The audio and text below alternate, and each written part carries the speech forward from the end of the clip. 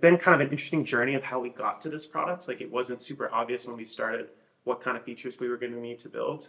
But really it started for my co-founders and I, our personal pain points around just building data pipelines at companies like Stripe and Pinterest, where we're really frustrated the second you kind of move outside of the software toolkit, how slow everything is, how long it takes to get insights, or working with stakeholders who can't collaborate with you in any sort of editing experience. And so we've been kind of targeting companies ever since. We work with a huge suite of clients that you can see on our website, everything from Grab to The Atlantic to GoPuff, Louis Vuitton, Raise, HubSpot, Spotify, a bunch of teams there. Not all of those are like enterprise contracts yet, because we also have our free product too, which I can talk about. But we've really kind of, I think, narrowed in on an interesting niche of this new technology called DBT, which is the modeling framework that our product is built on top of. It's like an open source, kind of like SQL compiler. And that's very much, we identified that technology as one, growing incredibly quickly. It's used by like 50,000 companies and still growing at 30% a year. The toolkits aren't super well established or mature just yet. And my co-founder has like a wealth of experience in that technology, and he ran a data team at Cruise, the autonomous car company, for a long time. So that's kind of how we ended up here. We naively started the company with the this was when co-pilots were really famous, like in 2023. GPT-4 was just coming out. We're like, we're going to build a co-pilot that just writes SQL. And then we realized there's a million people doing that. It doesn't really solve a problem. And as we talked to companies more and more, we learned that there was no place to put the co-pilot. It was you couldn't really put it in an editor. You couldn't really put it in a query engine or a BI tool. And so we thought, okay, there's actually a broader vision here to actually build the thing that they collaborate in all the time and contribute to things. So that's kind of where we're at today. We're a team of 3, hiring a team of 4. We just put out a couple offers, so hopefully we'll be a team of 4 soon. And based in New York, and then we have another person in Toronto right now. And so so if the topic of this kind of session is about niches, I should preface everything with I generally don't like advice. I think especially going through this journey, I think the biggest piece of advice, as ironic as it is that I just said I hate advice, is you really have to go through your own learning process and think first principles. I don't know if you've seen that somewhat cringe trend of people talking about founder mode, this whole kind of mantra. I think what that really is cutting at is it's just really figuring stuff out for yourself. I think most advice you'll get over a long enough sample size will cancel each other out. And we've also taken advice that we've later regretted that led us down the wrong path too. So that would be my meta piece of advice would be you really have to kind of learn through your own first principles. The other side of that is if you basically learn yourself, that's a ton of alpha and value you're creating that the market or your competitors or somebody that listened to advice isn't doing. And so I think that's also really important. If the specific kind of advice is around niches, I think a couple of things that have been very helpful for us is it's actually really hard, I think, I guess maybe to take a step back, I'm curious to know kind of what industries y'all are playing in or ideas or markets, maybe just a couple people. If you want to, what do you think you're working on? I've pivoted right now, but Okay. I was doing a lot of e-commerce and this sort of thing. Now I've gotten into AI and SaaS, Okay. actually, which I wanted to talk to you about this sort Yeah. of thing. But right now what I have is essentially a platform for B2B, to basically, I have an AI driven chatbot for customer support, which has got integrations for Shopify and Stripe, which essentially eases the process in terms of people buying products online, or even for consultants who bill by the hour. Yeah. For them, to get that payment upfront through just someone talking to the chatbot. Okay. In that Cool, sense. cool. So yeah. Cool. And what are y'all thinking of doing or interested in? We can do one liner. Yeah, that works too. So my one liner is instead of going in person to notarize things, why not use an app to notarize it and use Face ID to biometrically validate who you are. Cool. We gather, my company is called Party Now, and we gather all events in town in one place. So basically, instead of relying on organizers to put their events on our platform, we search everything we can, and then we organize everything in the platform. Cool. My startup is called TechPay, and we are a digital tip platform. We allow businesses and individuals to collect, divide, and distribute tips. Cool. Cool. So my startup is called Inflective, and it's basically a digital platform that connects brands and ad agencies with the quality pre-screened influencers in a click. Cool. I'm a maker. Awesome. That's I'm fabricating microstripe solar cells Hmm. that can be they're put on the windows of the buildings. So yeah, I'm not related to AI at all. Very cool. I'm trying to develop a digital marketplace platform for artists to find job opportunities. Oh, cool.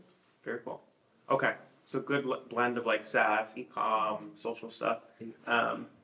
But I think the thing that I think is like in all of those spaces, they're probably pretty massive. I have no idea what the TAMs are, but I think it's very hard to find something that's too niche of an idea when you're starting out. And there's a lot of reasons why niching can be really important. I can find the link, but there's a couple of really good talks from Peter Thiel talks about this a lot with the early PayPal days, and Sam Altman does as well, where when they started PayPal, they were going against like some pretty large incumbents, mainly around like banks that were moving into P2P, peer-to-peer, the peer-to-peer space. And the biggest kind of advantage that they found is these like, they called them undesirables on eBay. So it was like moms in the Midwest selling Beanie Babies on eBay. And they realized that those people, a lot of banks like wouldn't handle their payments. They were super underserved, and it was very easy to find those people because you could basically say, hey, if you're selling these kinds of products, the chance of you not having a system already is probably pretty high. I'm probably butchering that story, by the way, but that's kind of what I remember. And I think that really sat with me because when we started this company and we were targeting this specific technology that we wanted to integrate with, it was much easier to actually find people and get them to reply than a lot of our batchmates in YC were experiencing. And a great example would be, it was very easy for us to go on like LinkedIn job boards, for example, and scrape every single job description with DBT in it, and just basically like hit up all of those companies and say, hey, we're building this thing specifically for this particular integration.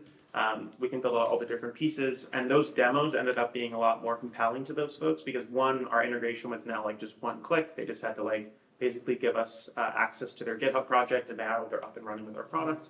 But it was also a lot easier to find those people and identify like consistent themes and trends.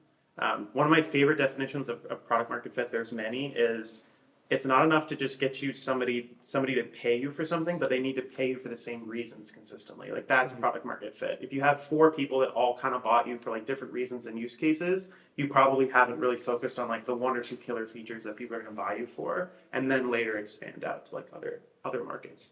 And so that was something that was like really important to us, is to identify for this group, what are the kind of 3 biggest challenges. And the 3 things that we identified pretty quickly, the first was there's a lot of people building a lot of data models, but none of it was documented. So like, let's say I go and build a bunch of sales pipelines, you're the manager of this team, oftentimes they wouldn't even know that those pipelines were built. They were like, oh yeah, this is amazing, but like when I search for sales and nothing comes up, that was a huge problem. And so we built a documentation engine that can read all the SQL and all the different relationships based on the visualization you see on the screen and write the description you see on the left side to be able to say, this is what's included in here, this is all the context that this is coming from, these are the different tools from Salesforce and HubSpot that are ingested, etc.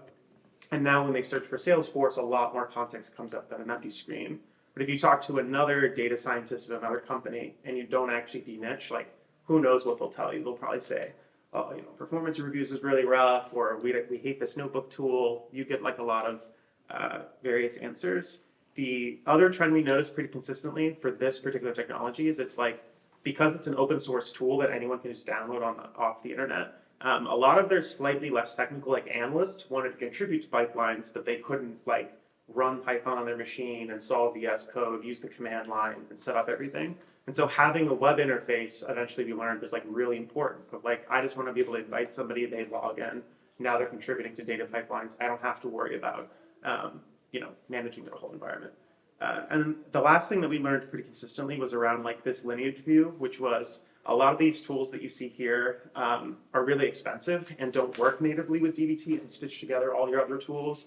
And so they were like, I really want to look at my particular model and how all these columns connect between these two different data pipelines, but I don't actually know where to go to buy something like this. And the tools that I have found don't work natively with like the models that we're working with every day with data scientists. And so that was like very key insights that we learned over time that were only obvious from talking with this group.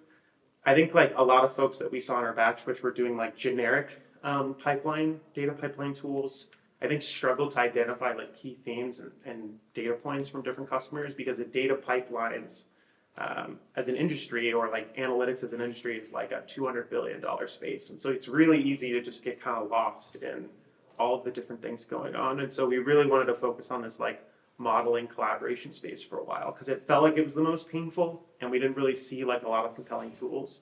That would be the other piece of advice I would give that has been really useful, is to like really understand your competitors. Like, it's kind of a double-edged sword. You don't want to obsess about competitors, because ultimately startups are a game of death by suicide than homicide. Like, you're more likely to run out of juice, have a co-founder break up, run out of money, than like somebody coming in and taking your whole business.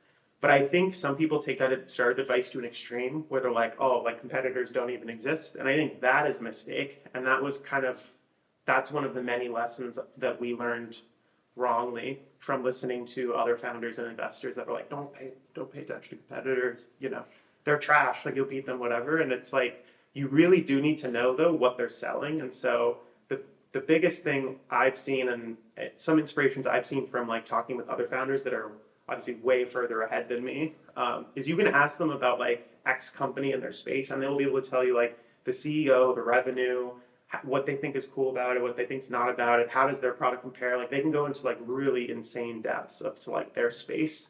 We have a lot of founders in like the data space that are in like super nerdy verticals, like data infrastructure and query engines. And whenever I talk to them, it's like they can talk to you hours about the space. So definitely like understand the lay of the land. This takes a really long time. Like Michael Seibel, the guy that made Twitch, was our partner at YC. And he told me something like on our first day, and he's like, you think you know a lot, but you probably know nothing, and you're not going to know anything for like years. And I was like, this guy's full of shit. I'm proving They open the camera, they don't see you. They don't. Oh, I thought I was on that camera this whole time. Okay, how's that? Is that better? I see now. Okay. I'll see if I can watch. I'll watch this chat too. I'm just realizing that that's also not open. And he said, you're probably not going to know anything for a couple of years. And I thought this guy was, I'm like, I'm going to prove this guy wrong. And no, it actually took like a long time to like learn the space, know the players, know how people talk about things. Like, I didn't know what any of these like vocabulary or jargon in this industry was until very recently. So it took us like a solid year to understand like what's kind of going on, where are their weaknesses and gaps, what are the most common pain points, and then we were able to really kind of deliver a full experience on top of that. And how did you try to understand it? Like hundreds of customers. This is my next piece of advice, is the amount of customer interviews you have to do is like 10x what you're thinking. Like, I would say we've done 200 maybe, and it wasn't until like 100 that I was like, okay, I feel like we understand the themes, we understand how to sell these people, we built up a huge Rolodex where we can get feedback. Because I think the thing that people don't tell you is you can get really lucky with the couple of early customers, but they're really busy, and like you only have a few shots on goal to keep their attention. But if you have a lot of people that you've talked to, you can probably get 10 of any of those 100 in a month to give you feedback on stuff.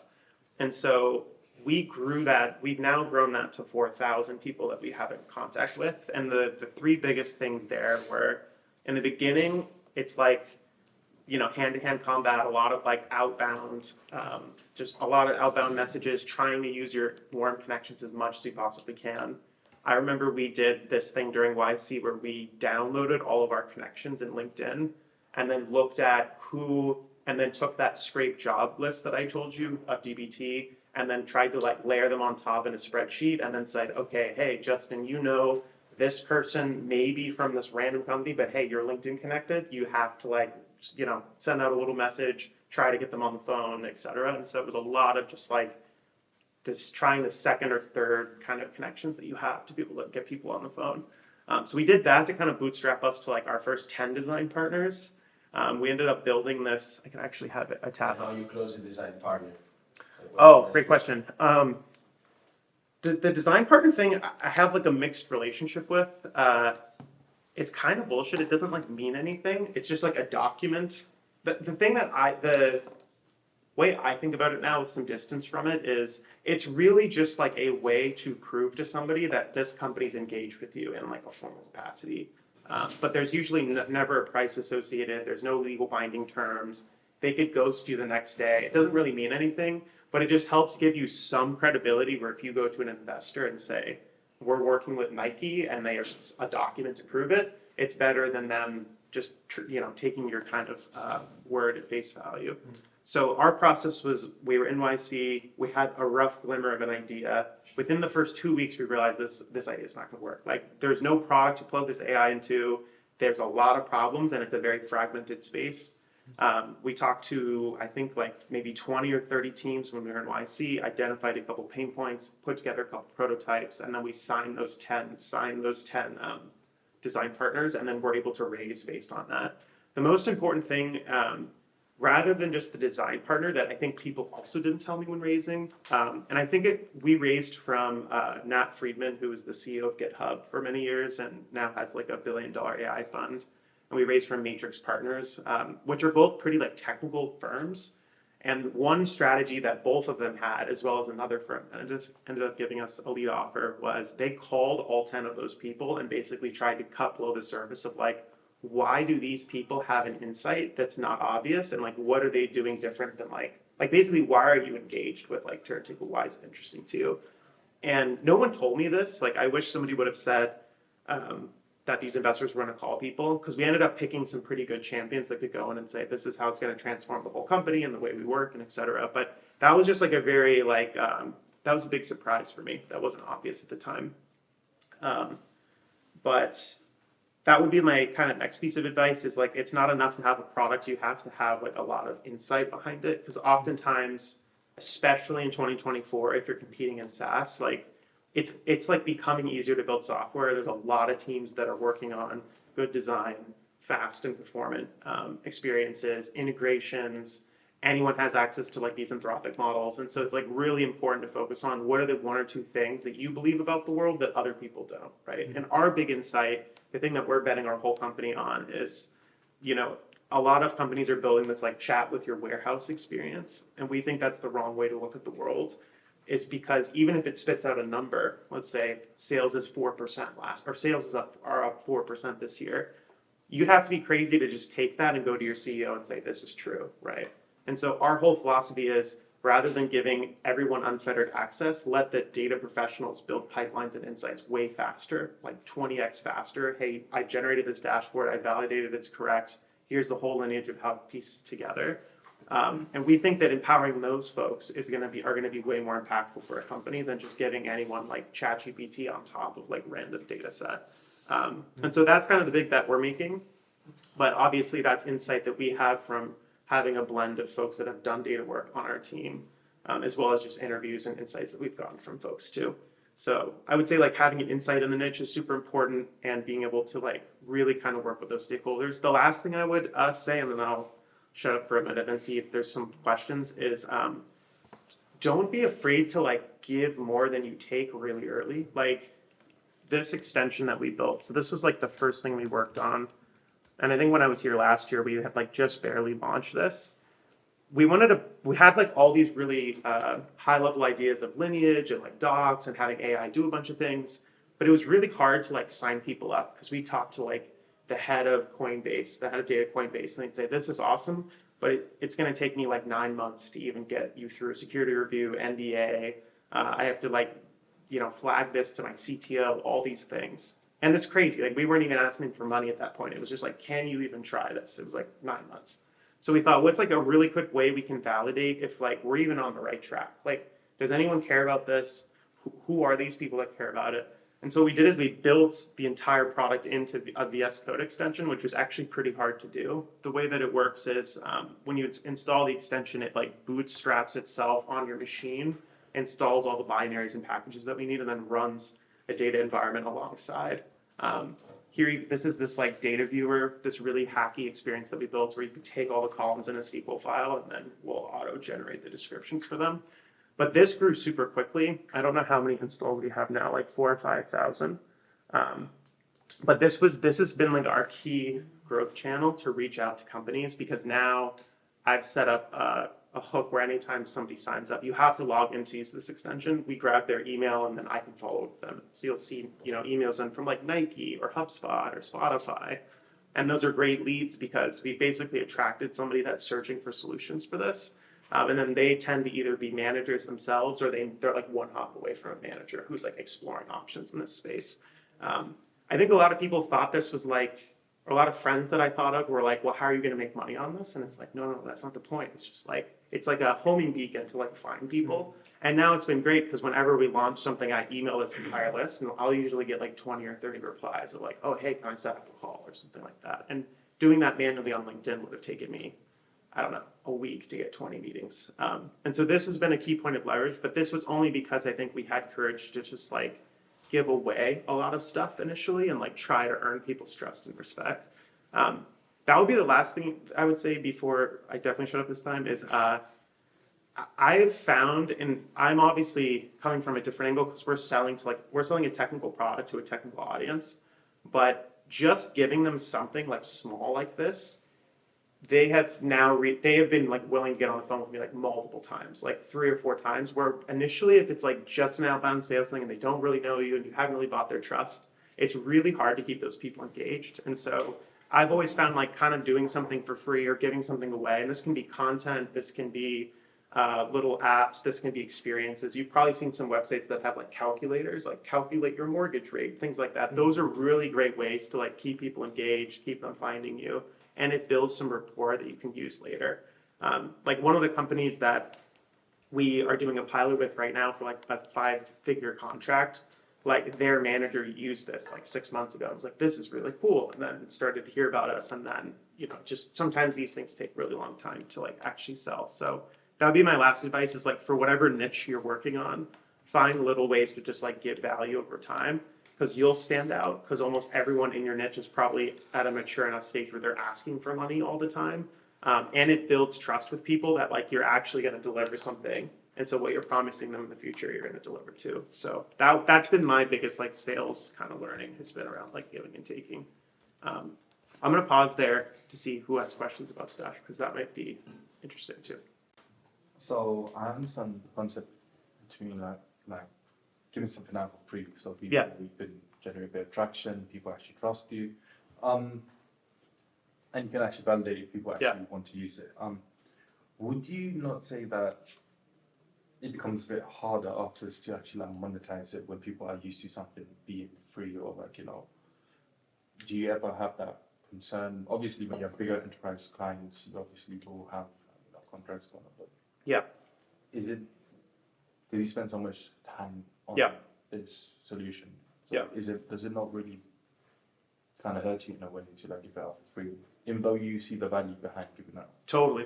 I think there's like 2 ways to approach it. The first is you either give like a limited trial, so you give a small amount of something away for free, or in our model, you give away parts of it for free. So I'll give you a great example. This free version of Lineage, which ended up being the thing that people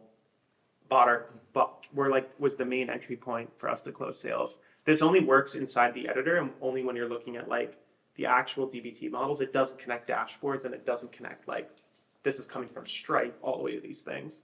When they bought this, the first thing that would happen is a manager would download this, see this, and then reach out saying, hey, I see that this is really useful, but I want to see like what SaaS tool this is coming from, and I want to see what dashboards this is being referenced to. And so what we can do is upgrade them to the paid version, which has the full suite of observability, which the free version doesn't. So it's kind of like an entry point into a bigger thing. And so figuring out how to like decouple some of the value they're giving into like, this should be the free thing, and then this should be the thing that you pay for. And you see this sometimes with like training. They'll be like, we're going to give you the first video for free, and then the last 7 videos, which have like more value. And so it's just finding a balance. But I agree with you. I don't think what you should do is like give the whole product away for free and then be like, okay, now I'm going to charge you for the same thing.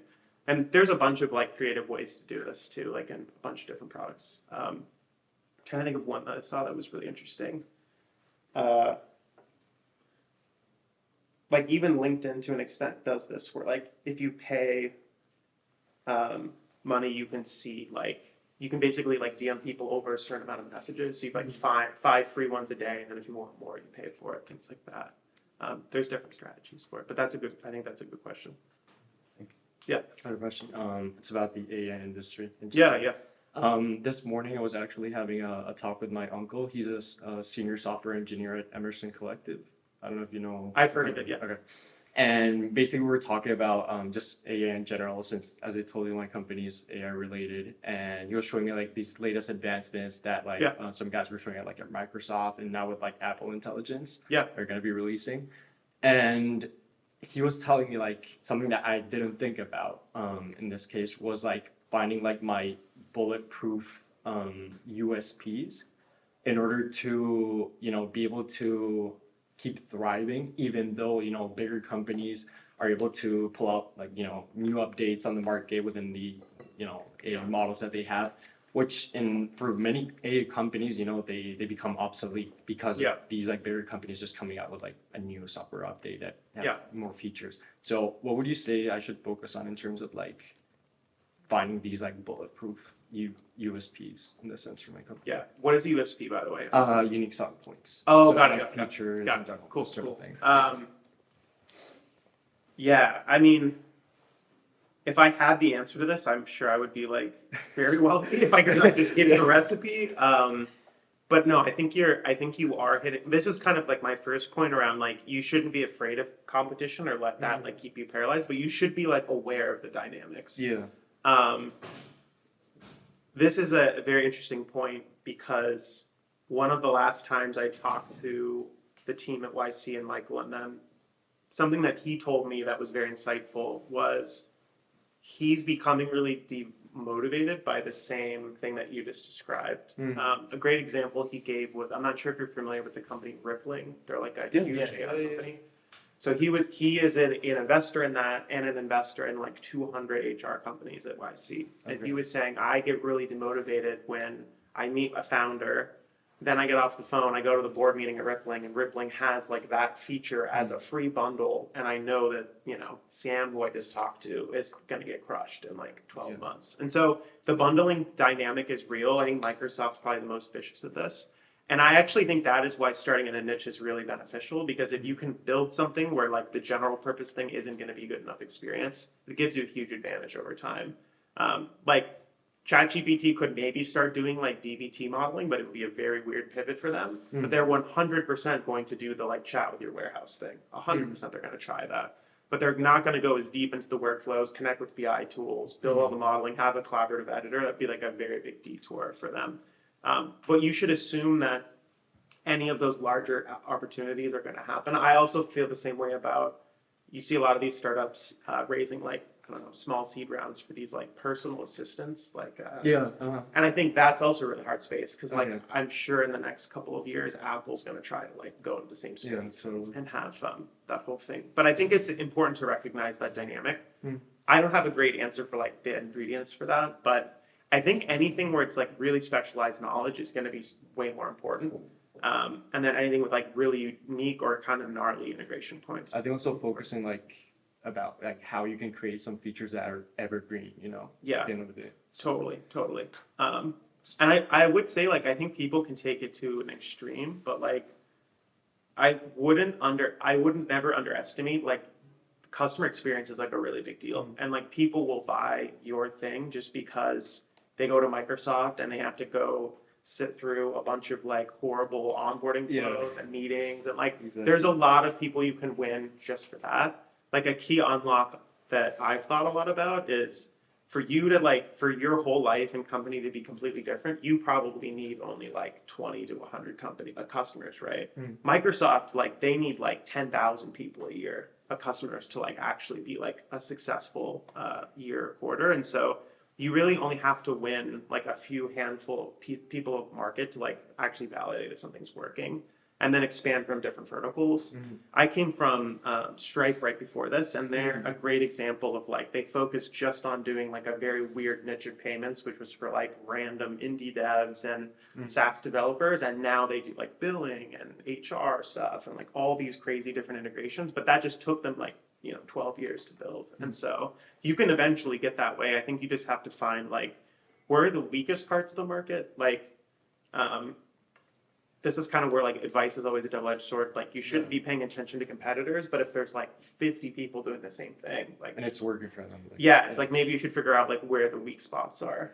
And we've even gone through this journey for a long time. Like all the machinery that our product like runs on top of, for a long time, we were going to build that machinery, and then realize there's 20 players that have all raised $200 million doing the same thing. But no one's really nailed the like collaboration editing experience, and so like that's the weakest part. We're just going to triple down on that. But it took us a long time to like learn that, and I think you'll figure it out.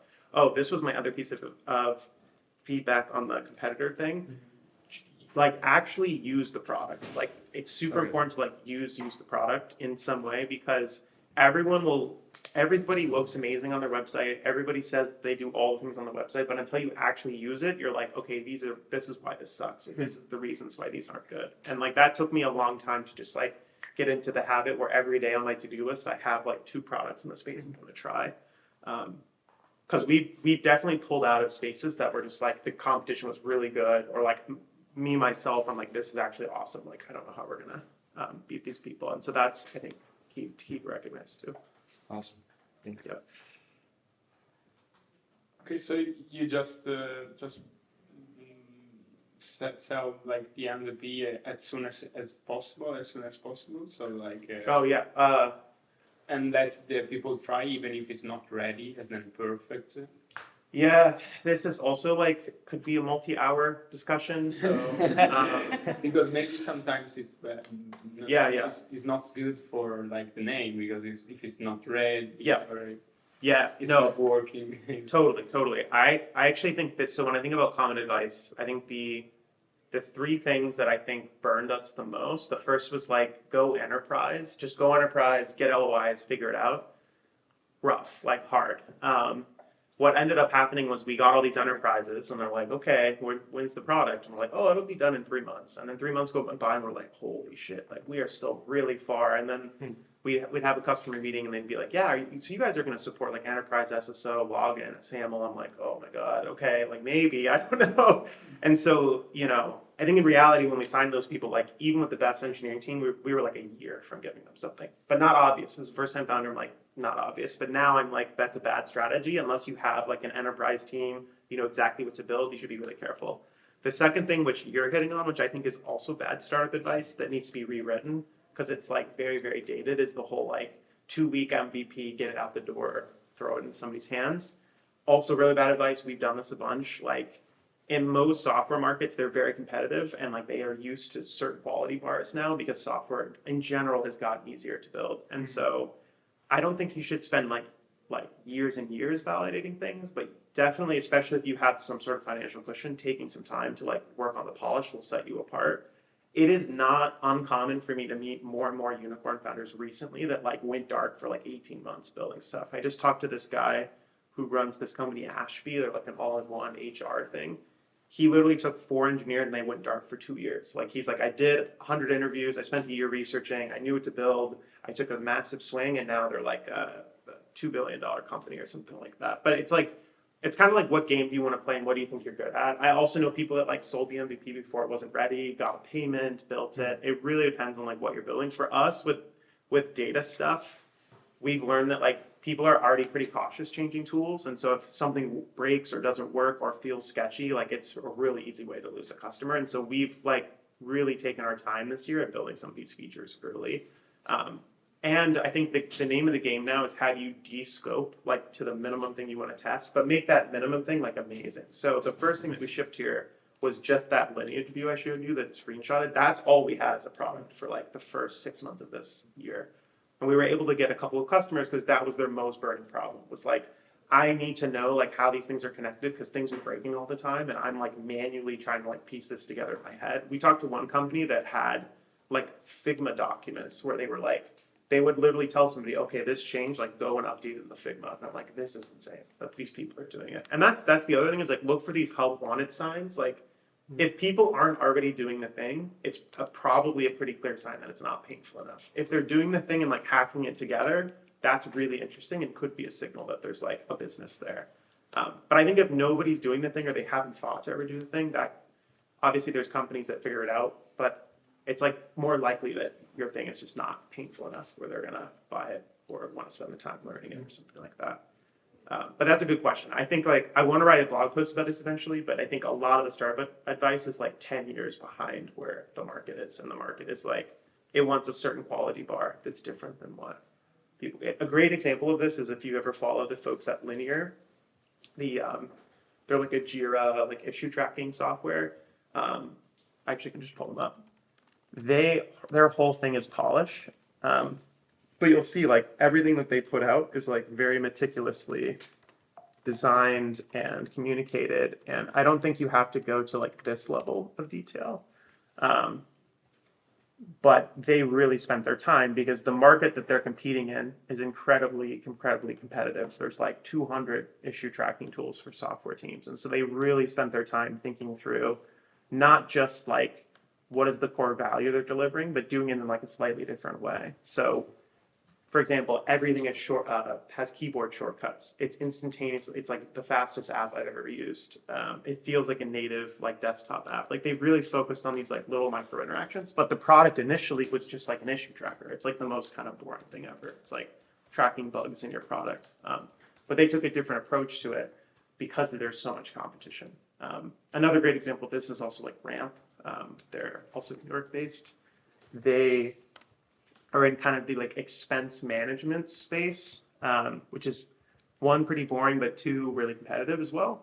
And their whole thing was the same thing, like product quality, doing way smaller scope features. So all they shipped with was just this card, and it would help manage. You could like have certain spend limits on it or vendors on it, and they just made that experience like as amazing as possible. And now they do like a bunch of stuff. They're kind of becoming like this financial OS. And they're like a 10 or $20 billion company at this point. They're like one of the, I'd say the biggest like kind of New York success stories at the moment. But same thing, like small scope, high quality, and then kind of like iterate over time. I think the name of the game now is like small scope, high quality, and having that roadmap of like how to connect it to a vision and getting people excited about it. Like those folks that we sold on the N10 lineage thing, you know, we said, this is what you're going to have today, but like, here's where we're going. And that's a huge reason why people will stay and like paying you every month is they want the thing that you're working on too, not just the thing that's out today. How do you find? How do you find really exciting? Define really excited. Is they are calling you, they're using it all the time. What's really an exciting customer for you? Yeah, that's a good question.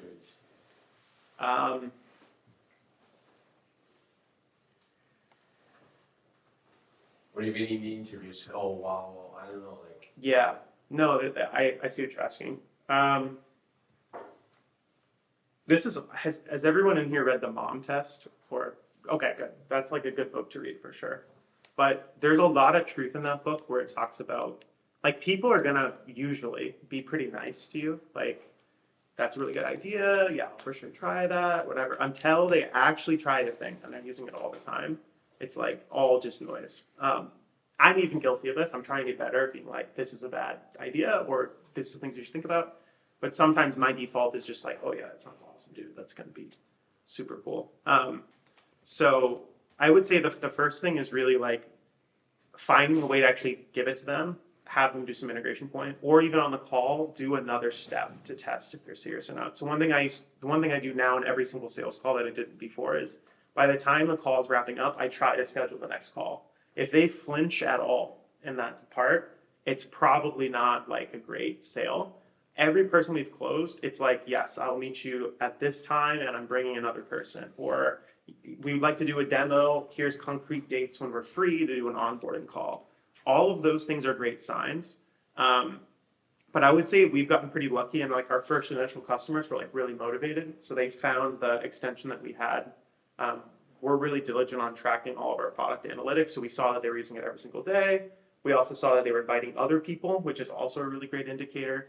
And so when I got on the phone with him, like I'm not a particularly good salesperson, but I was like, he was already motivated. He's like, I know what I want. I saw that you guys are doing this. It connects to everything. I want to buy that. When can I have it ready? And it was really just walking them through the steps. Finding people like that are great because they're going to give you a lot of feedback and a lot of time. The other thing that's super important that people talk about is people pay you with your time, their attention first, their time second, and their money last. I think that's also something that we've learned is like, it's very hard to like get on the phone with somebody and then 2 minutes later, like you're entering their credit card details.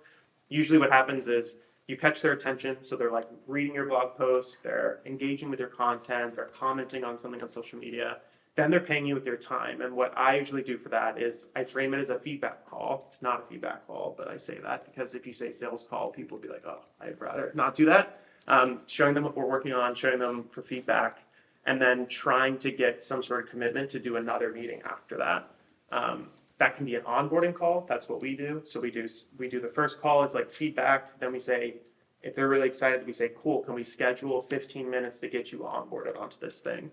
If they squirm, that's a bad sign. Usually, sometimes they don't squirm and they want to set up that time. And then that's when they give us more feedback, they integrate things, and then we try to convert them like after a 14-day trial. But usually they always pay with your time first. It's good if somebody keeps showing up and wanting to talk to you. Most of the time, it means that they're interested. Sometimes we'll get people that like just love startup people, like that does happen. But yeah, that's kind of been our process. Could you please elaborate a little bit more about the balance of giving out the products for free? Yeah. Not too much, not too little, like. Yeah, it depends on, remind me what you're building again, maybe I'd have a better example. Influencer marketing platform to connect ad agencies with the pre-screened influencers. Okay, so you're basically connecting, interesting. Okay. So a good example for that, I'm assuming, I guess, where does your business model fit into that? Do you get paid when they get connected? Do you get paid when they like run a particular campaign? I get paid when the money is actually spent on the influencer. So I take a percentage of the whole transaction. I don't charge any fees, like subscription fees. Got it. Okay. Oh man, that's tricky. I don't know that space as well, but like certain ideas that come to me is like if you could have a free tool to help them come up with different creative ideas, right? And then use that as a lead gen. So as they're in there coming up with ideas, obviously you're going to pay some inference costs for ChatGPT or whatever you want to use in the back end, but it'll probably be cheaper than like manually acquiring those leads yourself. And then you could build experiences on top of that to say, hey, like this creative sounds awesome. Here's some brands that'd be interested in this idea, things like that. But just making it super frictionless for them to get in and like talking with you and you show some sort of value. It could also be content. It could be examples of other things. Like if you know what this influencer, like let's say this influencer's in makeup or something like that, you could show them a lot of makeup like ads or other creative. Just show the brands that you support, things like that. Those can be great ways to like get people kind of engaged in what you're doing. But it really depends on like what you're doing compared to like just generic advice. How could you actually solve this problem when you were actually deciding what to give for free? Like you said, you gave a part of the code for free, and then you just For the so our yourself. Yeah, for our Company. we gave this is completely free. So there's 4,000-ish companies that use, or 3,000-ish companies that use this. So this is completely free. This is something that like you have to go buy. Like the cheapest thing for this is like $100 a month a person. And so a lot of companies will just like use this right away. And I think when we were thinking about our philosophy, we were like not very excited at making $100 a user a month. We're like, we want to think a lot bigger than that, but this has been a great entry point to one, validate that all of our software works at scale. Accelerate, like even if I was manually doing this, there's no way I'd be ever able to sell 4,000 companies just with how long security review takes and contacting people and getting them on the phone. So this was a really great way for us to go bottoms up. Our long-term ambitions is we want to like augment the labor of a data team, right? So we want to be able to say, AI agents is like hot now and kind of be cringe, but like we want to basically build the agent you're going to be able to throw in a debugging task or hey, we need a churn dashboard built in Tableau. And we can do that for you in 5 minutes when it would normally take you 5 days for the team to do that. We think that's a much more exciting opportunity. And so we're willing to kind of commoditize our complement here and like get people in through a free offering. but it's like a different strategy than certain companies, right? And I think that's why, like, we're living in a really interesting time where I think it's good to like second guess kind of traditional ways of like approaching a problem and things. But that's what's worked for us. I've seen a lot of companies in our batch do like open source things. So like the open source thing is free, and then they offer like a paid cloud thing, or they do like you get 15 chat inferences, and then they charge on top of it. There's like a bunch of different kind of like strategies for charging and things like that. But I think anything where you can really bring people along on a journey and like kind of like show them value over time is going to build you a lot of credibility. Because oftentimes, like if they're comparing you versus somebody that they know, a brand that they know, it's like very hard to get them to switch unless you can show them that one, your customer support will be better, you listen to feedback, you'll build what they want faster, but also like you kind of can get your name out there by giving some things away. But I think what I wouldn't do is just give away the whole thing for free and then try to get people to pay later. I think that's probably a mistake. It's got to be different in some way. Yeah. Thank you. One question, like I think last year when you were here, the tagline of your website was different. Yeah. Right. So how can you run us through the process of changing your value proposition? Yeah. Websites? Yeah. Like how it happened, why, and Yeah. how you built it out. I always tell people like we've pivoted like 20 times, but we've never changed the problem or the customer. So it's like however you define pivot. But we've iterated so much on like what resonates, what doesn't resonate, what's the actual problem that people are paying for right now versus like kind of made up problems, things like that. Oh man, in terms of how did we arrive here, I think there's like the three principles that have been the most useful. The first is customer, like I even have a different relationship with customer interviews than I did before, because I think another really bad piece of startup advice that's outdated is like listen to customers and like just build what they're telling you. Like that's not usually a good recipe for success. And so the way that we approach problems now is you should definitely listen to like what problems feel important, but not like ignore the solutions. Like take it as part of the design process, but oftentimes the solutions you can solve things in a much more creative way than what they're asking for. And I'll give you a great example. The founding PM of Airbnb was one of the speakers at YC like last year, and he was saying that the number one request of Airbnb, which is probably not a surprise to anybody here, is to sort by price, right? Number one request. It's like 1 million requests a year they get for that feature. And the feature in theory sounds awesome because everyone's like, I want to know what the cheapest option is. I want to book it. But when they ran tests on that, every single time they would get an increase in bookings, but like a complete drop off of satisfaction and repeat bookings. Like it would completely drop off a cliff, because what would happen is they would find an Airbnb that is the cheapest by far in the area, and there's a reason it's so cheap, is because it sucks. And then you show up and then you're like, this is awful, I hate Airbnb, I'm never coming back. And so that's one of those things. So what they do now is they layer on a bunch of like price comparisons and filter out the really low quality ones and don't let people actually see the super cheap ones, because one, they make more money, but two, you'll actually come back and be a repeat buyer. And so what they do now is they try to anchor that price onto local hotel offers versus yours, and try to look at like these weird like complete anomalies of price where people are like just totally undercutting the market because they know their Airbnb isn't moving and they want to get people in. But that's like a very counterintuitive thing, where if you would have just listened to what the customer asked for, it would have like led to a lot of downsides. We felt the same way with the space that we're in. Is it wasn't super obvious that an editor was like the best solution, because I think a lot of people are so used to like a local code editor, and they're just like, well, this is just how it is. It's going to take me 2 days to build this dashboard. And we're like, is that really like the right solution? If you could actually like do all this in one place and invite your manager to review the doc before you hit send, like should you be writing that in a local editor? And they were like, yeah, I guess if you could get that to work, it would be interesting. And that was some of our early customers we ended up signing on from that. So it really depends on, I think like personal, and it takes time to develop this in your space, but like you're making sure you love your own product first is like really important. I think we skipped that for a long time. We're just gonna keep throwing stuff against the wall and see who comes back. And it's like, well, would you ever use this? And if the answer is no, it's like you probably have more work to do. And it's interesting because YC has this thing that they ask now that they didn't used to ask before, but I think it's so clarifying, which is let's say you're building like a I don't know, AI note taker, right?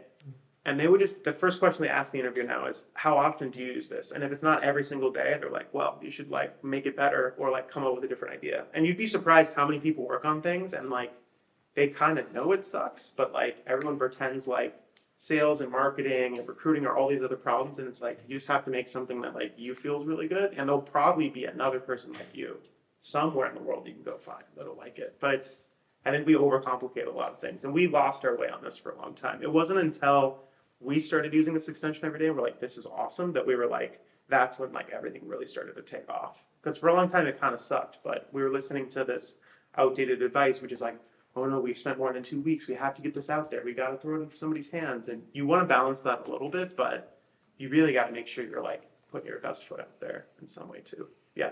Just because you started this because you saw the inefficiencies of data in your role at Stripe. Yeah. This product now, as it is, was it what you wanted at Stripe? Is this? Yeah, I mean, this would have been awesome. I just like, I wouldn't have come up with this on my own, I think. Like, I think having so many customer touch points and doing the work myself at a startup, at a big company, with these other people, seeing how it works, it's like, I see how we got here, but like, it was very non-obvious to me at the time what this was gonna look like. Like we literally started as a Chrome extension that would like explain a query and stuff, another tool. Like it was horrible. Like, but yeah, I think that's another good thing is like you just got to try a lot of like weird stuff. Like the journey is so messed up. There's a really good podcast I'd recommend called the Product Market Fit podcast. I think what's so satisfying with that podcast is not only it gives you hope to like actually take your time learn the space because you realize the people that are successful do the same thing, but just how messy these like there was this one guy where they raised like $200 million for an idea. They ran out of money, they pivoted, he like started living in his car, they fired the whole team, then they like rebuilt on a totally new idea. Like it's wild some of the journeys I go through. Notion's another great one. They started as a productivity tool builder. Like you could build your own Notion in this thing. Was really hard to use, was really confusing. They fired the whole team, they moved to Japan. They like lived in one of their founders' mom's like basements. They built it again for a year. They moved back to the US, they raised it. It was like a crazy adventure that they've been through. And it's just really hard, I think, I don't know. It's a hard journey to like intellectualize until you just like do it. You know, which is why I think so much of startup advice is like misguided. Because it's really like a very personal thing for each person. In a lot of ways, yeah. Just kind of off topic. So I wanted to ask you about how raising capital within like SaaS/AI is. In a sense, just for some context, right now I'm looking to raise my first round of investment for my company. We're looking for an angel investor and this sort of thing. And my mindset has always been ever since I started like doing online businesses, like at 16 as a teenager, I always wanted to, I always bootstrap my way through everything. And right now with the platform I have, the product I have right now for my company, I actually got it, like it's white labeled from another company based like in India or something like that. Yeah. And right now, like we're selling that, but on the back of my mind as well, I'm thinking like, should I continue like doing this? Or should I rather like put a stop right now and just focus on getting investment to actually have like my own servers, my own features, my own everything, in that sense, which I want to like specifically, give like a product that feels like personalized in terms of like what I want to give to my audience in the sense. Interesting. What Okay. do you think?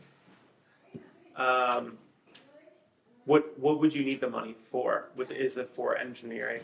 Engineering mainly, or like features that I can't find on this white label platform I have. Got it. Do you have a sense of how much money that you would need to do that? More or less, but it could be around like $300,000. Okay. Something like that. So you need and the question is. Or like the basic features I want to add, like with the first round of investment. I see. Basically. I see. Do people that you're selling to want like? are they not buying because they want that thing, those features? No, not specifically. Like actually, I mainly target e-com stores, so like Shopify store owners Yeah. or this sort of thing. And it's not because of that, but I feel like within the platform, I feel limited in the sense because I feel like there's certain features and stuff because I have a lot of background within like marketing for e-com stores. Yeah. So I know specifically what sort of things work best or would work better in terms of improving that conversion rate on the checkout for customers in these stores. And I can't add it because, you know, like it's white label. So Interesting. yeah. Would you have to build the whole platform, or can you customize it? I mean, to add features, yeah, I'd have to build something like from zero, essentially. But that's the thing, like Yeah. my background is not really in tech. So that's why as well, like I'm looking for maybe an angel investor, you know, with a tech background and this sort of thing, who can be a sort of like an advisor in the sense within what do I need, you know, to actually get these features I want, without having to build it like from zero, you know? Yeah. Is the question, should you do that, or the question that? Basically, Which should one? I, because right now with the white label platform, you know, I have some customers pretty good in this sense, but should I stop right now, like the operations and focus on just getting a first round of investment to make the product even better and more specific towards the needs of my target audience? Or should I just keep going and see how it goes and then look for investment later on? Yeah. It's hard to know without knowing the specifics and like seeing it and really understanding it, but the two thoughts that come to my mind, the first is that like fundraising is like more than a full-time job, so you like won't have time to do anything else. Yeah. And then the other thing is I would be skeptical, like how do you know it's not gonna cost like $2 million to build? That's the other thing I'd ask, is like Yeah. it's very hard to estimate how much things are going to cost. Yeah. And like, then you could end up in a situation where you don't have the new thing built, you're 300K in the hole, and you've wasted, you know, I don't know, let's say it's like a year between building it and raising money.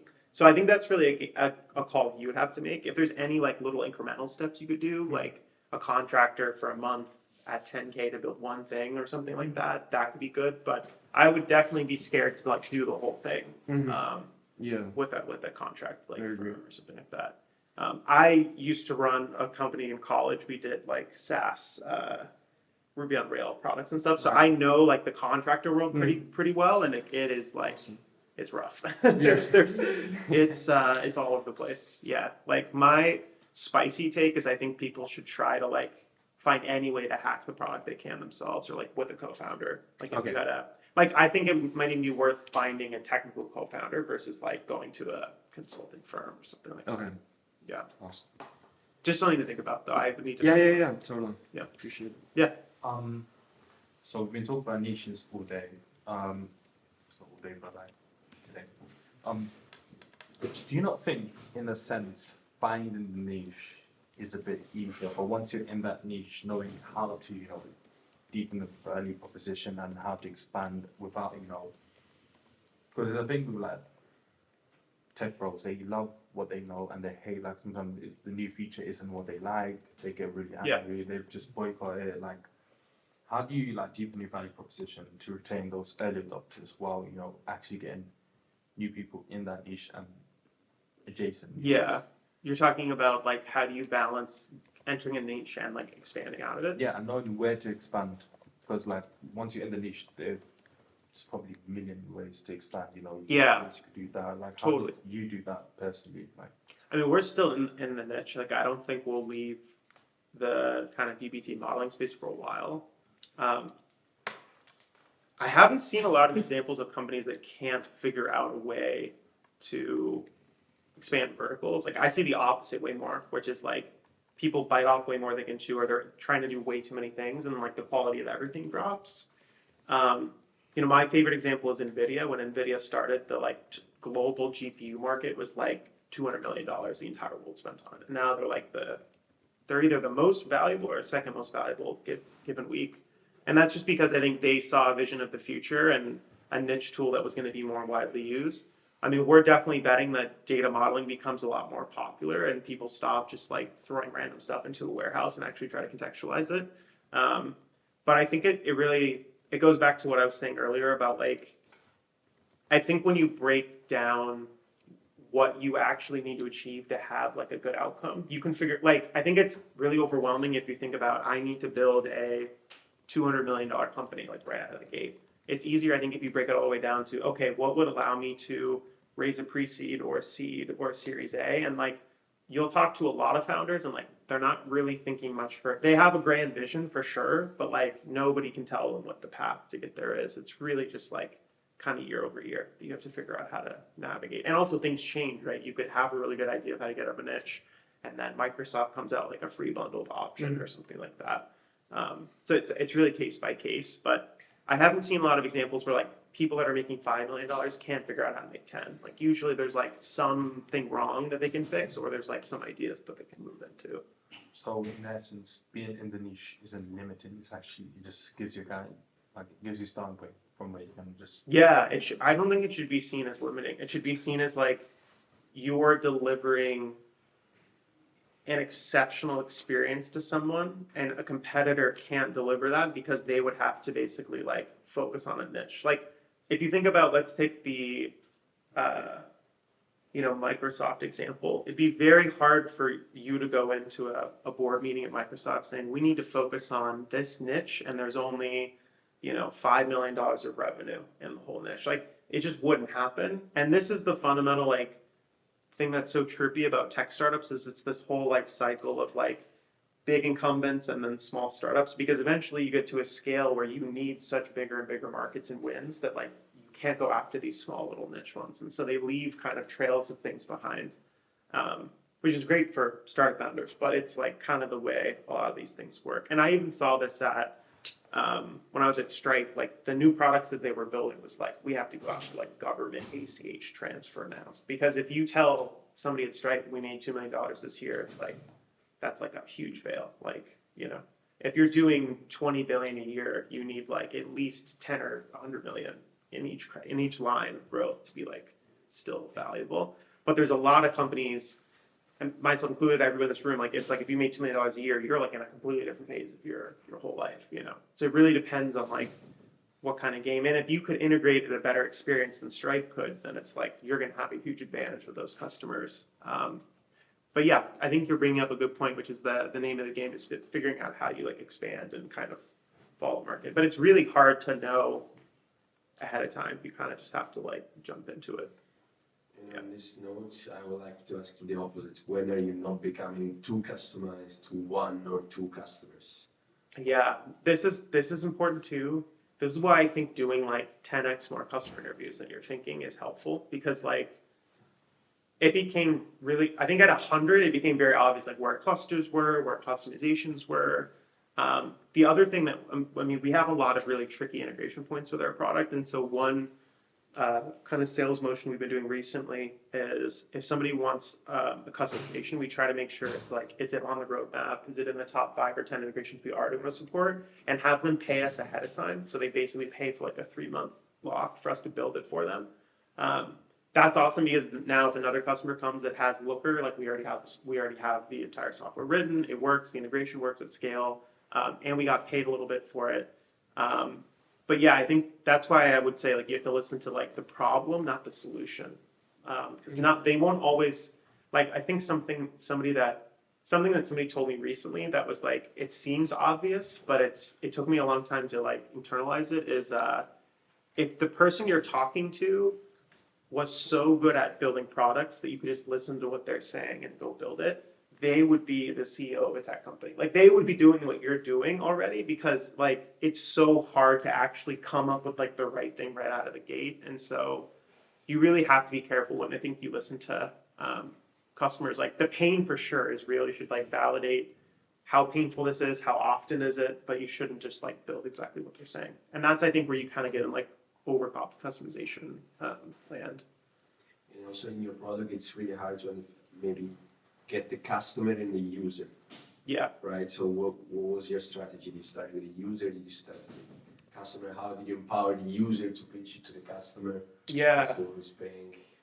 This is another like piece of advice that is changing in startup world. That if I ever write this blog post, I'll include, is like for our use case, there are certainly companies where the customer is like very detached from the user, but we're actually finding that a lot of technical people that have this problem, that do this work every day, have a credit card and can actually convince their manager to get budget and like buy it from us directly. Like both of our first two early customers that were like 5-figure contracts were managers of analytics teams or senior like analytics or data science managers, which is very different. Like they're not going to their boss's boss, they're not going to the CTO or the head of data. Like they're actually starting at more of like a manager level, and they're using the tool every day, which is interesting too. But yeah, understanding that dynamic is super important because there are products where they're like very disjoint. Like if you're selling HR software, it's going to probably impact people, and you're going to be selling to like a head of HR, and those can be very disjoint, like personas.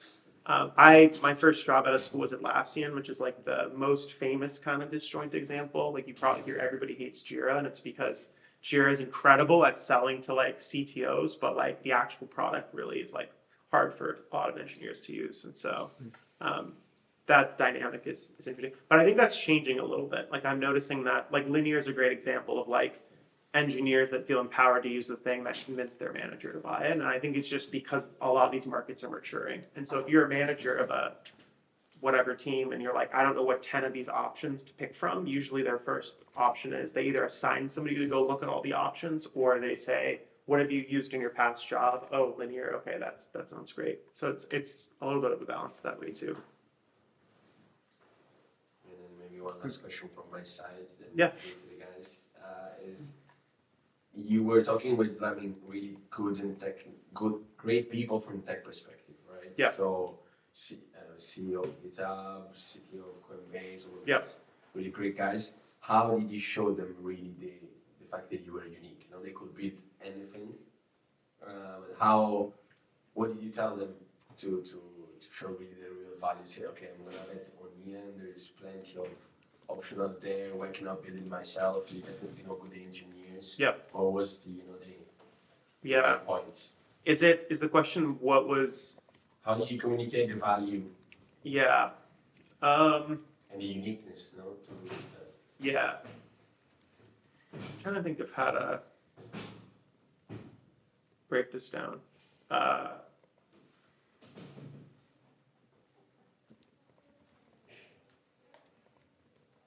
I think the biggest advantage we had is the thing I've been talking about a lot, which is like we already had some tool that they were using all the time. They weren't paying us for it, but like everybody on the team could say, yeah, I'm using this every single day, which built a ton of credibility when I'd go talk to their manager. Because they'd be like, oh yeah, these people are showing me these like UIs all the time when we talk about a problem.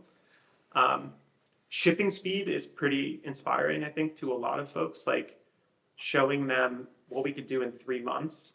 When they would sign the contract, they would say, okay, I know that these people can build all this stuff in 3 months. So if I sign this contract and there's this roadmap, like I'm pretty confident they're going to execute on it and give us value over time.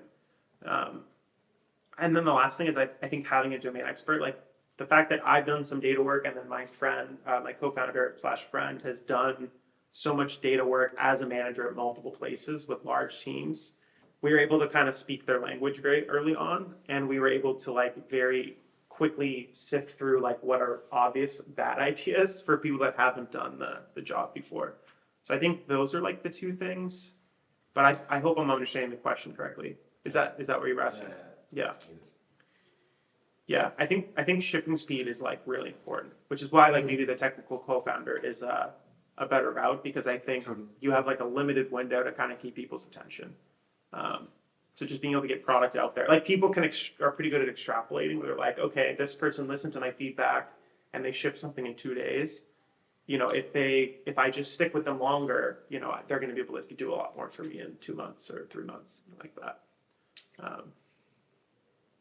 I think that's all I have there. Real quick, I wanted to ask you, what would you say like are the keys in order to like sell to like big players within the e-com sector? Because I saw like obviously you have LV, Home Depot, etc. And right now I'm at a point where, you know, I have small businesses from the US, from Spain and Latin America as well. Yeah. and I'm looking to, you know, like get a big fish like that, Yeah. sort of sense. What would you say is like, do you do anything different to attract them, or even on the like, because I saw you guys have like demo calls to actually sell the product. How do you go about with that? Yeah, there's a lot of philosophies, like different philosophies with this. Like I am much more skeptical. I think that a thing that doesn't seem obvious is like you're not necessarily starved for revenue at this stage. You're starved for like feedback to make something good enough to sell to large companies. And I found that large companies, unless you get really lucky, just don't have enough bandwidth or time or the right like resourcing to actually give you the like time, one, to like onboard quickly enough and give you feedback, but two, like anytime you get down discussions with large companies, they end up talking about like yearly contracts and PII and HIPAA. There's like a lot of other kind of security protocols and things that slow you down. And so obviously if you can find somebody like that with a champion internally, like 100% go for it. But I would just say like, should proceed with caution. Because like we did that super early and I think it was a mistake because I think it led us, I think the velocity of feedback was way too slow. Where like, if we had a meeting with a head of data at Coinbase every 3 months, like that was like, I was like, that's crazy. In 3 months, we're going to be like doing a different idea basically. So we found the sweet spot now is we work with like 1,000 and under. So like I'd say 500 to 1,000. LVMH is actually a great example of a company that like they've used the free thing. They've been like trying to get approval to move to the pay thing, and they're like, it's probably gonna take a year. It's like I know eventually we're gonna get them, but like I can't rely on them for that feedback. So I might as well just like move on to other people. So that's like my take on it. But I know a lot of founders that are really successful going like enterprise first. So it just didn't seem to like click for us as well. What we're doing, and I think it's because we touch data, right? I think if you're doing like more greenfield stuff, I'm sure enterprise is like a great option. But I think with like data stuff, you have to be. This is another great thing we learned in YC. I think you can take it to an extreme, but just like copy somebody else's go-to-market. Don't copy never copy like product, because then like that's kind of shitty, and you're ultimately going to lose because you're not going to have the insight that they had to do things certain ways. But copy people's go-to-markets. And I remember the first meeting we ever had at YC, they were like, "Whose go-to-market are you copying?" I'm like, "What are you talking about?" They're like, "Go through and like look at companies in your space and look at what they did. Were they writing blog posts? Were they interviewing people? Were they giving things away for free? Were they doing free trials?" And like just copy exactly what they did. They don't have to be direct competitors, but like similar flavor of products, right? Like we very much copy Retool's strategy, which they do like internal SaaS tools, because they have a lot of things that were very relevant to us. They sell to companies that their sweet spot's like 1,000 to 2,000 companies. They touch sensitive data. So we invested really early on doing like on-prem deployments for companies, which like most startups don't do, but for us it makes a ton of sense, and that's exactly what Retool did, and that's because they're touching the same kind of warehouses that we're touching. And so definitely just copy people's go-to-market. I think that's been really impactful. Perfect. Because they figured it out, right? They've spent all the years figuring it out, and it's like as long as you're not doing a competing product, or even if you are, as long as you keep the product individual, like the go-to-markets, you can obviously innovate, but there's a lot to learn just from like watching what people are doing. Awesome. Yeah. After carrying out interviews, customer interviews, how did you align your team on the insights that you gathered from those interviews, like your co-founder or your whole team? Like, That's a hard question too. I think it's an intersection of three things. It's what, and this is why on the call, I think the thing that you're really trying to figure out is like how painful are these things? And it's like kind of hard sometimes to know. But I think the three things are how painful and recurring is this, right? Is it like every single day? Is it every week? Is it like once a month? A question I usually like to ask in interviews is what would happen if that didn't work, right? So like a lot of teams would tell us, oh yeah, like we hate broken dashboards, right? And I'd say, okay, well, like what happens if there's a broken dashboard? And sometimes they'd be like, oh, you know, I don't know, I would just go ping this person. It's like, okay, maybe that, but then some companies would say, oh, it's horrible. Like I get pinged at 2 a.m. and my CFO is like yelling at me, and you're like, okay, that's a different level of severity. And so figuring out consequences if like X scenario doesn't happen, or you can ask somebody, you know, if I remove this tomorrow, how would your job change? Things like that. So it's definitely like level of severity, common similarity with other interviews. So like if you hear things in like 3 out of 5 interviews, that's more interesting than 1 out of 5. And then the last thing is I think a lot about like what are you uniquely capable of building, right? Like we're in, like I said, like really massive space. It's like $200 billion a year spent on analytics. But I would have to be crazy to compete in some of these verticals, right? Because like if you look at the makeup of our team, we're like a full stack front end product team that has built collaborative kind of experiences. And we have 2 resident experts who are like incredibly knowledgeable on all the intricacies of the actual modeling framework that we built on top of. So like doing something completely different in the space wouldn't make a lot of sense because I don't know if we would be the right team to compete competitively in that space. So I think it's a combination of like similarity with other customers, how painful is it, and then also like how well equipped are you to solve that problem versus somebody else? Because I think there's a lot of problems that we've decided to just like not solve, which I think is totally fine. You can validate that they're a problem, but you could also say like I'm a little scared putting some chips down. And that's kind of like another piece of startup advice that I think is you have to be careful on. It's a little misaligned. So I think a lot of people like will read the mom test and then they're like, this is the Bible of startups. I'm just going to go out and ask customers. But I think what's hard with that is like markets like nowadays move really quickly, and there's probably like 5 PMs at your competitor that are also talking to customers every single day, five days a week. And so you have to kind of also think a lot about what are competitors like non-incentivized to do. If you've ever read the book The Innovator's Dilemma, there's a lot of elements of that we find in our space to be really compelling because we're competing against like a lot of players with a lot of complicated dynamics from Google and Databricks all the way down to like small startups. And so figuring out why what you're doing wouldn't make as much sense for them to do, would harm them in some way, or like muddy their value proposition, those can be really great opportunities. Because those are just like, that's a much better value proposition for an investor than we're going to outcompete them or we're smarter than them. Like those things are very like hard to prove. But if you can prove like a great example for us is our product works by blending 2 competing data engines together. And so our competitor isn't going to probably put their competitor software in their product. And so like that's a key advantage we're going to have over like those individual products. Another great example would be if you can find key partnerships, like that's also important. If your competitor has another competitor that you think you could benefit from, building partnerships can be really beneficial. But those are some things that come to mind for sure. Thank you. Yeah. Hi Ian, I Hey. have 3 questions for you. Yeah. Oh, man, kidding. Okay. Once you launched the platform, have you ever rebuilt it from scratch? I'm sorry? Once you have launched the platform, have you ever rebuilt from scratch in terms of technology used or features? Oh yeah. Have we rebuilt it? Yeah. This is like we rebuilt it like 3 times. Okay. This is also a story that's not uncommon. Most founders I talk about rebuilding it. So the first version of what I showed you, this year's been particularly rough. So we've always been engineering constrained. I would feel like we've always had at least like 3 companies that are like kind of waiting to onboard, which as a leader is exciting, but it's also frustrating because I'm like, man, we'd be a lot farther if we just like had not made a lot of technical mistakes. But the first version of the product that I showed you, we built on like Firebase, and we tried to hack as much as we could. We used like hosted auth services, we used Firebase, we used whatever. And the second the customer logged in, fired up the product, and like ingested their assets, we thought they were going to have like, I don't know, 300. They had like 50,000 assets, like 50,000 dashboards they wanted to track, models, tape, and everything fell apart. Like completely broke, super embarrassing. They'd log in, the whole thing would crash. Nothing was loading. It was just loading spinners everywhere. We had to completely rewrite the backend. It took us like 3 or 4 months to rewrite it.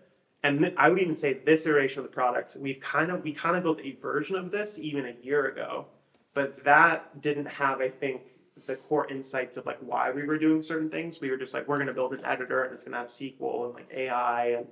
And there's a lot of mistakes we made in that first version of like not actually integrating correctly with certain things.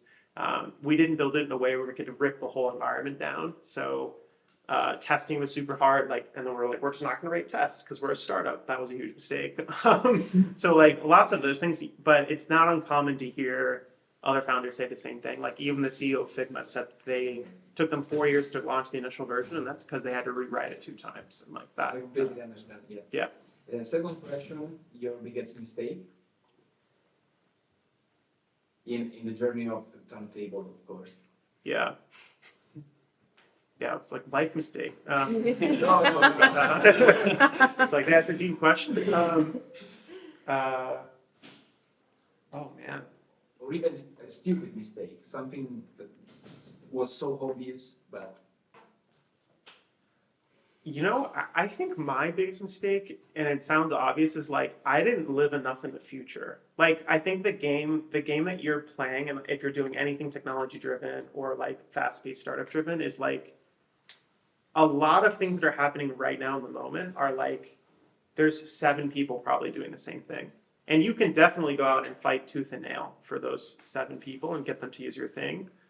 But it's way scarier for those companies to be like, screw this $100 million of revenue. I'm going to go focus all my time on this like new age platform using cutting edge technology that doesn't exist yet. Some companies are really good at like disrupting themselves. Like Facebook does this to an extent.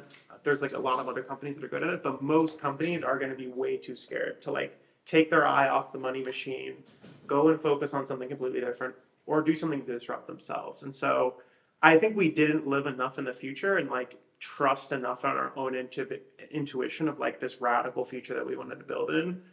I don't want to say we were like too customer driven because I think it's like hard to be too customer driven, but I think we looked too much at business games to win people versus just like we're going to build technology based on the future and we're going to like really build it with like cutting edge bones. Like a lot of our product experience is like faster and we've been able to build a lot of the features faster just because the vintage in which our competitors were built, which were 10 or 15 years ago, technology looked very different back then, right? Like cloud data warehousing was just coming online.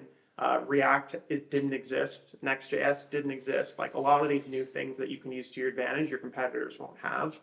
Similarly, thinking about like what to focus on, a lot of mistakes that we've seen people make from the way that the data market has evolved is also interesting. And so I think recognizing like where you are in time and how you can actually stack advantage, like you actually do have a lot more advantages than you probably realize. So play like a little bit of a different game than like the way your competitors are doing. And I think for too long we were focused on like we didn't believe enough of our own intuition. So we're like, we need to go listen to the interview and listen to the customer exactly. And so that kind of led us down what I would say like is like a 7-month rabbit hole of mistakes, which was trying to catch up to competitors and bundling things together because we thought that was like the galaxy brain way to win. We're like, oh, well, if you can just get 3 of these tools in one, it's going to be better. And I think what we're now doing over the last 6 months, and it's been feels like it's been a lot more successful, and we have way more revenue to prove it, is like actually focusing on what is the end state that is now possible with things like AI, a lot of these in-browser collaboration libraries that didn't exist 5 years ago, what's happening with the underlying data warehouses and how people are moving that way. People are really, really frustrated right now with cost. Like that is the main problem that every data leader we talk to is trying to figure out. And if you look at where we are in the vintage, right, of 2020 to 2024, every data company was going like straight to the right. It's like money was basically free. Everyone was moving online, and now I think people are kind of waking up with a hangover, being like, why am I paying $500,000 for like random data tools? And I don't feel like we're moving any faster. And we actually want to find ways to like deprecate tables and assets that we're not using anymore, deprecate tools we're not using anymore. AI is obviously a big part of our story just because it augments how much faster people could move. And so I just feel like I wish we would have done this like a year ago. I wish we would have like not focused so much on catching up and focused more of like, we're at this point in time, this is where we see the whole industry moving. Let's just like build looking to where the hockey puck's going. Like I think that was our biggest mistake. But having said that, we've learned a lot about the market that I don't know if we would have learned just like being in our own fantasy world for a while. So it's a double-edged sword. But that was probably our biggest mistake.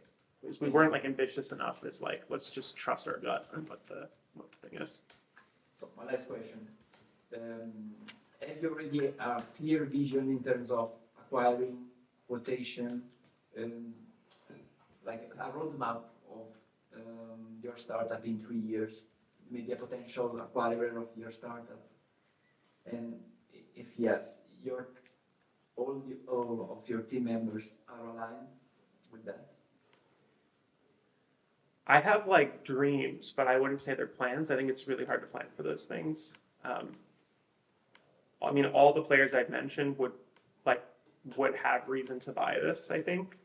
I don't know if we talk about it a whole lot just because it doesn't matter necessarily. Like, I think it's like one of the books that really inspires me is the book called The Score Takes Care of Itself, which the Jack Dorsey from Twitter and like a lot of other founders recommend. And it's a football book, so fair warning, it's a sports book. But I think the thing that that book taught me, which I have felt like we've been a lot more successful this year following, is it's really easy to think about the outcomes.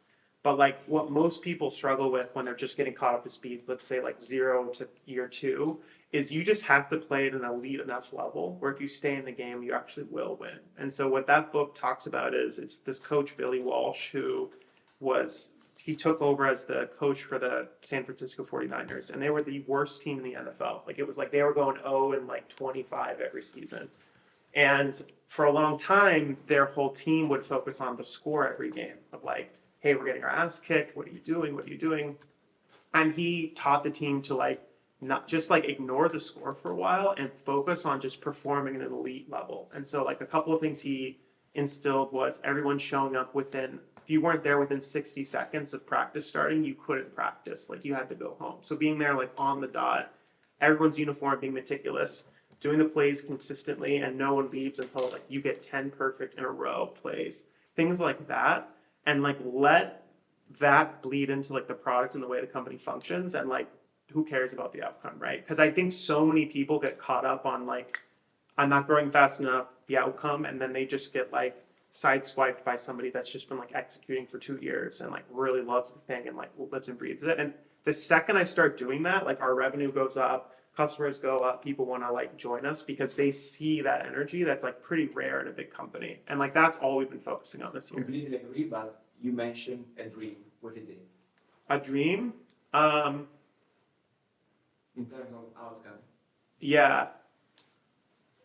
I think it's easy to fantasize about IPO and like, you know, acquisitions and things like that. I think if I can get us to like a 50-person company in New York and like we're building stuff that's like awesome, that I'm like, this is like literally shit from the future, the whole thing could go to 0 and I'd be happy for sure. Like that has like always been my dream. And it's like, have you ever heard of the concept of like infinite games? It's really just like finding enough momentum and money so I can keep rolling the dice and keep doing it. Because like, I think once you get on something that you're gelling with, like I could do this. This is probably going to take us like 10 years to build all this stuff and like really make it good and like really get it to every company. And like, I'm totally down with that, but there's a lot of things we have to figure out to survive 10 years and grow and compete. And that's another thing that YC taught me that was really helpful is like, whenever I would talk to Michael or like we would have some sort of interaction or sit down and I'd say I'm really tired, he'd be like, all right, 10 years, remember 10 years? He's like, you can do this for 10 more years? Like, he'd be like, you better be ready to do this for 10 more years. And he's like, he is super right, because like it's obviously there's exceptions, but like it is really a like 10-year. If you want to build something that's like enduring, has a lot of value, and like is a life-changing outcome, you should think in terms of 10 years, not like 2, because people can figure it out in 2, but it's very rare, you know. It's very rare to succeed in general, but it's like even rare in 2 years. So, but yeah, dream would be like, if I get this to 50 to 100 people and have this used in 10 companies, one of which is like a name brand where like their whole data team has changed, that would be awesome. That like, I could, similar to like the football analogy in the book, I could, if I just left everything on the field and like was like, okay, I tried my best. Because there's also a lot of things out of your control, right? Like there's people that, you know, I have friends that are like the most talented people I knew. They built the right product. Everything was figured out. And then, you know, ChatGPT came on the scene and all the work they did on ML like went to 0 and like the whole company went under. It's like, it's really hard to like see some of those things. And so I always focus on like playing the game really well, because even if this doesn't work out, if you're playing at that elite level, the next thing you do, you're going to be like 10x better at that. And that's another thing I see a lot is like founders that have these like mega success stories right out of the gate, 2-3 years in, like 95% of the time they did something before that was really shitty. And I'll give you a great example. I worked with I used to work at Pinterest, and I knew the CEO, Ben, really well. And I remember at a YC Drinks, I saw, I'm like, dude, is that the guy that made Pinterest? Like, what is he doing here? Because it's like only for that alumni can go. And I was talking to him at the bar, and he was like, oh yeah, I had like he went through YC 3 times. And he's like, I flamed out every time. One of the people told him that like maybe the founder life like wasn't for him. Like they literally told him this one year. And he's like, I just tried the 4th time and I had all the mistakes I made and I like didn't make them again. And he's like, you know, then this weird bookmarking website came out. He applied the 4th time. They said, hey Ben, like, you know, you've been through this 3 times, like we're not interested. And they didn't invest in Pinterest, and then it was like one of their biggest flubs. Like if they would have invested in Pinterest, it would have been like a $2 billion stake today, which is insane. So definitely a big mistake from them. But yeah, I think about that a lot, because I'm like, I think things that people don't tell you is like you should be getting better at this too. And so like we're only 18 months in, but like I feel so stupid even looking 6 months back, being like, wow, man, what the hell were we doing back then? Like we didn't know what we were doing. So you definitely get better. And it's cool to feel getting better too. If you're working on like, if you're actually working on like 100%, you know. I don't know if that answers the question, but that. Yes, definitely. Yeah. Thank you. It's more about the moment you decided to leave Stripe and did your own thing. Yeah, I have a really interesting founder story. So it's always hard for me to like pattern match on certain things. Like, it's not like super rare. Like I've met a few other people in a similar boat, but it's uncommon from stories you hear. So I was thinking about like the data space for a long time. Like when I was at Pinterest, a lot of my job was in growth engineering. So it was like half engineering and like basically half data science. So training models, figuring out charts, reporting. And I really liked that stuff a lot because it was super important. Like I got to meet like the CMO, and I was like, oh man, this data thing is really important because like people will like watch these numbers and make decisions. But I just remember like I hated all the tools. It felt really slow, and none of my engineering colleagues would want to contribute because the tools were so bad. So I kind of had this inkling. I'm like, I want to do something with the data space for a while. And then I went to Stripe, and by then I was getting like more and more burnt out on like big tech. I was like, this feels like not a good use of my time. Like I feel really boxed in this tiny role. There's 10,000 people at this company. And I came from a world of startups, and so it was like rough for me to adjust to that. So I was like thinking about something. I was trying to raise money on my own. So my first thought was like, I'm just going to go out and try to raise money and figure it out from there. I take a step back. So I started a product. It was like an auto ML product. So if you were a e-commerce brand, you could like predict what products were going to sell or who was going to churn. It was kind of like a spreadsheet, you know, trying to make AI or ML more accessible to folks. It wasn't going well because every time I talked to somebody, they're like, this is great, but our data is a mess. Like we can't even use this. Like I couldn't even tell you what our sales were yesterday. And I was like, interesting. So I was like kind of thinking more about like data pipeline stuff, but I didn't really have a good view of what that was going to look like. And I got like, I was part of this community called On Deck, which is kind of like, I don't know how to describe it. It's like a community of people. There's one here in New York, remote, and they do SF, I think, as well. But it's like people that are like interested in starting something but like don't really know where to start. And I got a message on there from somebody I had met at like drinks like 3 weeks or 4 weeks before. And he's like, hey, like, you told me you're doing data stuff, and like my co-founder or my friend Justin is like talking about like AI and DBT. And I remember thinking at the time, I was just starting to learn what DBT was. And I was like, if they're putting these two things together, like they're already standing out in my head because a lot of the co-founder relationships I was going with were like, I'm doing a dating app, or I'm doing, I don't know, a mixology course, and like things that I'm like, this is really cool, but like this is not going to work. Like I'm not interested in this space. And so we started hanging out a lot, and then they were like, yeah, we like applied to YC, and they told us to try again. We're thinking of trying again with this new idea, and we want like another co-founder that like has more engineering chops to help us out. And so we like kind of applied on a whim. We had a couple of prototypes built, and like obviously our experience. But by then I was like pretty confident I was going to quit. I'm like, I was just going to wait for my like the yearly bonus to hit. I'm like, okay, that'll hit, and then I'll quit and we'll figure it out.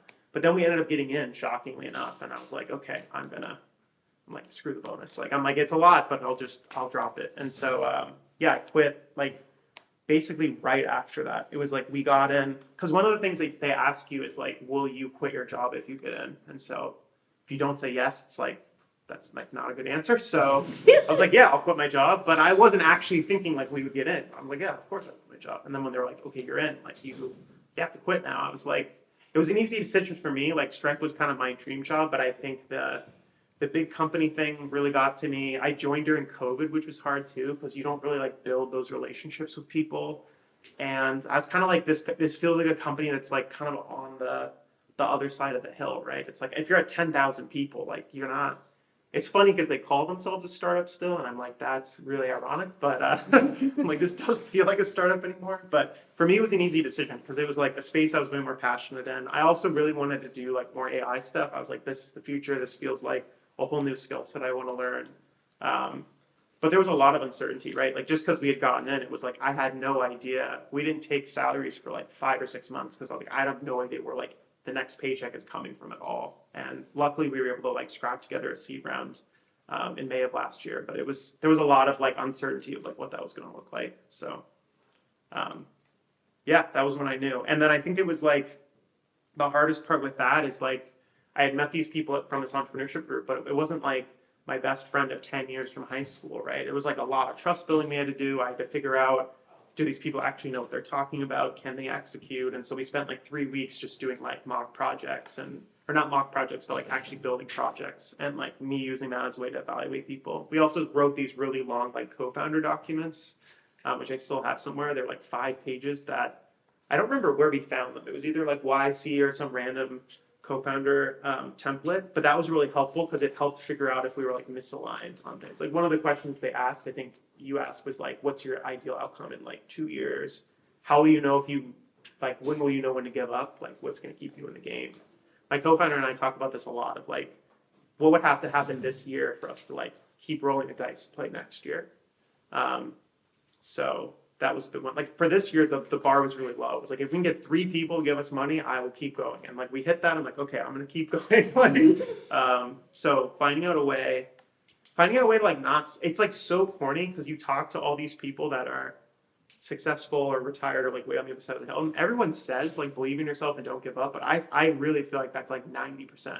If you just have those 2 things, it might take you longer than other people or shorter, but like that is really like the game, I feel like. And I just hear this over and over again of like people grinding in their mom's basement for like 4 years, or like they fired the whole team and they like lived out of their car and they just like didn't give up, and then it like paid off because I think the longer you're kind of in the market, you'll see things shifting and like be able to know where to jump in. But yeah, it takes a really long time for sure.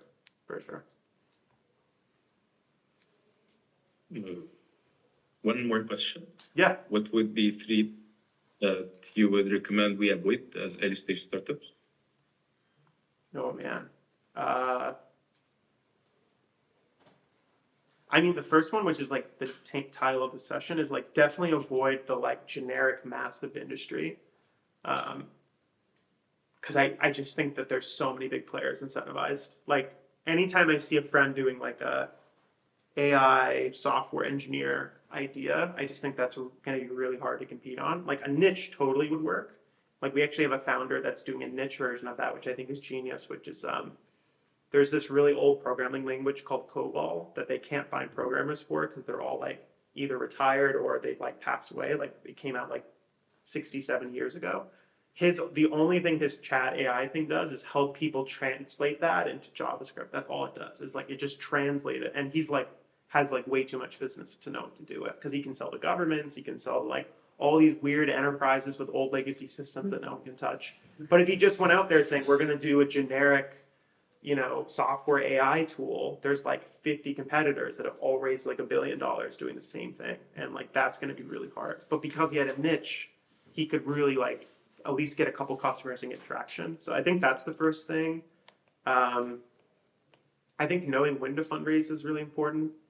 I think in some ways we raised probably too early. I think we probably could have waited like 6 months to really know what like the long-term vision was. Because I think once you have capital, it's like a different kind of pressure, and it can like pervert the way you think about certain things. So yeah, I would say definitely pick a niche. Be careful when raising capital. And then I think the last thing is like hire really slowly.